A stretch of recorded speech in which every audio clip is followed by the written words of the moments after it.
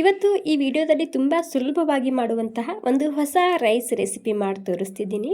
Just 10 ನಿಮಿಷಕ್ಕೆಲ್ಲ ready ಮಾಡ್ಕೋಬೋದು. Super ಆಗಿರುತ್ತೆ. ಒಂದ್ಸಲ ಟ್ರೈ ಮಾಡಿ ನೋಡಿ. ಇದನ್ನು ಮಾಡೋದಕ್ಕೆ ಮೊದಲಿಗೆ ನಾನಿಲ್ಲಿ 1 ಗ್ಲಾಸ್ ಆಗುವಷ್ಟು ಬಾಸ್ಮತಿ ಅಕ್ಕಿ ತೊಗೊಂಡಿದ್ದೀನಿ. ನೀವಿಲ್ಲಿ ಇದೇ ಅಕ್ಕಿ ತೊಗೋಬೇಕಂತೇನಿಲ್ಲ. ಮನೆಯಲ್ಲಿ ನಾರ್ಮಲ್ ಆಗಿ ಅನ್ನ ಮಾಡ್ತೀರಲ್ವ, ಅದೇ ಅಕ್ಕಿಯಲ್ಲಿ ಮಾಡ್ಕೋಬೋದು ಈ ರೆಸಿಪಿ. ಇದನ್ನು ಕ್ಲೀನಾಗಿ 1 ರಿಂದ 2 ಸಲ ತೊಳ್ಕೊಂಡು ತೊಗೋಬೇಕು. ನೋಡಿ, 1-2 ಸಲ ತೊಳ್ಕೊಂಡಿನಿ. ಮತ್ತು ಇದಕ್ಕೆ ನೀರು ಹಾಕಿ ಒಂದು 15-20 ನಿಮಿಷ ನೆನೆಯೋದಕ್ಕೆ ಬಿಡ್ತಿದ್ದೀನಿ. ಇಲ್ಲಿ ನೀವು ಬಾಸ್ಮತಿ ಅಕ್ಕಿ ತೊಗೊಂಡ್ರೆ ಒಂದು 15-20 ನಿಮಿಷ ನೆನೆಸ್ಕೊಂಡು ತೊಗೊಳ್ಳಿ. ನಾವು ಮಾಡುವಂತಹ ರೈಸ್ ಸೂಪರ್ ಆಗಿರುತ್ತೆ. ಇಲ್ಲಿ 2 ಆಲೂಗಡ್ಡೆ, 1 ಈರುಳ್ಳಿ, 1 ಕ್ಯಾರೆಟ್ ತೊಗೊಂಡಿದ್ದೀನಿ, 2 ಮೆಣಸಿನ್ಕಾಯಿ ತೊಗೊಂಡಿದ್ದೀನಿ. ಇವಾಗ ಈ ಕ್ಯಾರೆಟು ಹಾಗೂ ಆಲೂಗಡ್ಡೆ ಮೇಲಿನ ಸಿಪ್ಪೆನ ಸುಲಿದು ಎಲ್ಲ ತರಕಾರಿ ಇವಾಗ ಸಣ್ಣದಾಗಿ ಕಟ್ ಮಾಡ್ಕೊಂಡು ತೊಗೋಬೇಕು. ಹಾಗೆ ಈ ರೆಸಿಪಿ ನೀವು ಎಲ್ಲಿಂದ ನೋಡ್ತಿದ್ದೀರ ಅಂತ ನನಗೆ ಕಮೆಂಟ್ ಮಾಡಿ ತಿಳಿಸಿ. ಇವಾಗೇನಿಲ್ಲ, ನಾರ್ಮಲಾಗಿ ತರಕಾರಿ ಯಾವ ರೀತಿ ಕಟ್ ಮಾಡ್ಕೊತೇವಲ್ಲ ಅದೇ ರೀತಿ ಒಂದು ಸ್ವಲ್ಪ ದಪ್ಪನೇ ಕಟ್ ಮಾಡ್ಕೊಂಡು ತೊಗೋಬೇಕು. ಸೂಪರ್ ಆಗಿರುತ್ತೆ. ತುಂಬ ಸುಲಭವಾಗಿ ಮಾಡ್ಕೋಬೋದು ಈ ರೈಸ. ಮಿಸ್ ಮಾಡದೆ ಒಂದು ಸಲ ಟ್ರೈ ಮಾಡಿ ನೋಡ್ಬೋದು. ಓಕೆ, ನೋಡಿ ಎಲ್ಲ ತರಕಾರಿ ಕಟ್ ಮಾಡ್ಕೊಂಡು ಆಗಿದೆ. ನಂತರ ಇಲ್ಲಿ ಕುಕ್ಕರ್ದಲ್ಲಿ ಎಣ್ಣೆ ಹಾಕ್ತಿದ್ದೀನಿ. ಒಂದು ಸ್ವಲ್ಪ ಎಣ್ಣೆ ಹಾಗೂ ತುಪ್ಪ 2 ಹಾಕ್ತಿದ್ದೀನಿ. ತುಪ್ಪ ಇದ್ದರೆ ಹಾಕ್ಕೊಳ್ಳಿ, ಇಲ್ಲಾಂದರೆ ಸ್ಕಿಪ್ ಕೂಡ ಮಾಡ್ಬೋದು. ಬಿಸಿ ಆದಮೇಲೆ 1 ಚಮಚ ಜೀರಿಗೆ ಹಾಕ್ಕೊಂಡಿನಿ. ಹಾಗೆ ಒಂದು ಸ್ವಲ್ಪ ಪಲಾವ್ ಸ್ಪೈಸಸ್ ಹಾಕ್ತಿದ್ದೀನಿ.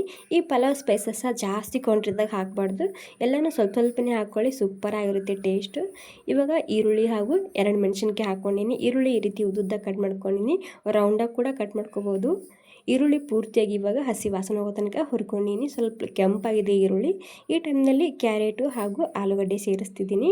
ಮತ್ತು ಬೇರೆ ತರಕಾರಿ ಮನೆಯಲ್ಲಿ ಇದ್ದರೆ ಅಥವಾ ನಿಮ್ಗೆ ಇಷ್ಟ ಇದ್ದರೆ ಹಾಕೋಬೋದು, ಬೇರೆ ಯಾವುದಾದ್ರೂ ತರಕಾರಿ. ಇಲ್ಲಿ ಇವಾಗ ಏನಿಲ್ಲ, ಇದನ್ನು 1 ನಿಮಿಷ ಹಾಗೆಯೇ ಫ್ರೈ ಮಾಡ್ಕೊತೀನಿ.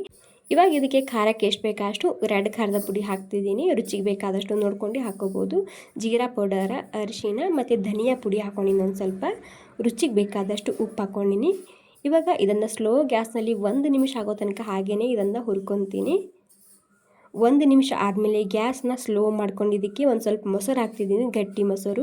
ಸೊ ಮೊಸರು ಹಾಕಿದರೆ ತುಂಬಾ ರುಚಿಯಾಗಿರುತ್ತೆ. ಸೊ ಮೊಸರು ಇದ್ದರೆ ಮಿಸ್ ಮಾಡದೆ ಹಾಕ್ಕೊಳ್ಳಿ, ಇಲ್ಲಾಂದರೆ ಸ್ಕಿಪ್ ಕೂಡ ಮಾಡ್ಬೋದು. ಮೊಸರು ಹಾಕೋದ್ರಿಂದ ಎಕ್ಸ್ಟ್ರಾ ರುಚಿ ಬರುತ್ತೆ ಇದಕ್ಕೆ. ಮೊಸರು ಹಾಕುವಾಗ ಗ್ಯಾಸ ಸ್ಲೋ ಇರಬೇಕು. ಇವಾಗ 1 ನಿಮಿಷ ಮತ್ತೆ ಅದನ್ನು ಹುರ್ಕೊಂಡಿನಿ. ನಂತರ ಇದಕ್ಕೆ ನಾನಿಲ್ಲಿ 1 ಗ್ಲಾಸ್ ಬಾಸ್ಮತಿ ಅಕ್ಕಿ ತೊಗೊಂಡಿನಲ್ವ, ಅದಕ್ಕೆ 1.5 ಗ್ಲಾಸ್ ಆಗುವಷ್ಟು ನಾನಿಲ್ಲಿ ನೀರು ಹಾಕ್ತಿದ್ದೀನಿ. ನಾನಿಲ್ಲಿ ಒಂದು ಸ್ವಲ್ಪ ಮೊಸರು ಕೂಡ ಹಾಕ್ಕೊಂಡಿನಲ್ವ, ಹೀಗಾಗಿ 1.5 ಗ್ಲಾಸ್ ಆಗುವಷ್ಟು ನೀರು ಹಾಕ್ಕೊಂಡಿನಿ. ಇವಾಗ ಕರೆಕ್ಟಾಗಿರುತ್ತೆ. ಬಾಸ್ಮತಿ ಅಕ್ಕಿ ತೊಗೊಂಡ್ರೆ, ಬೇರೆ ಅಕ್ಕಿ ತೊಗೊಂಡ್ರೆ ಆಚೆ ಈಚೆ ಹಿಡಿಬೋದು ಒಂದು ಸ್ವಲ್ಪ ನೀರಿಲ್ಲಿ.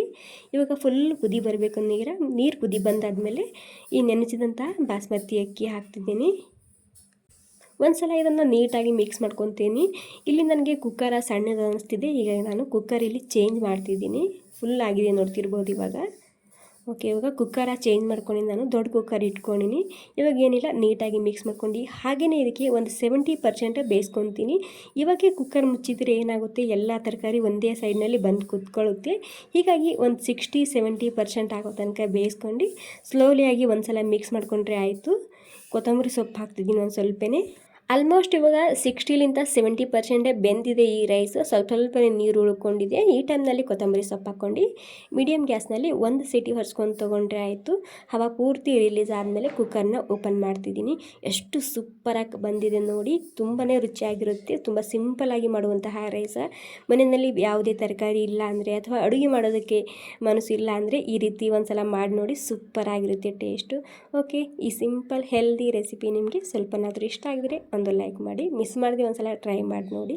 ತುಂಬಾ ರುಚಿಯಾಗಿರುತ್ತೆ. ಥ್ಯಾಂಕ್ ಯು ಸೊ ಮಚ್ ಎಲ್ರಿಗೂ.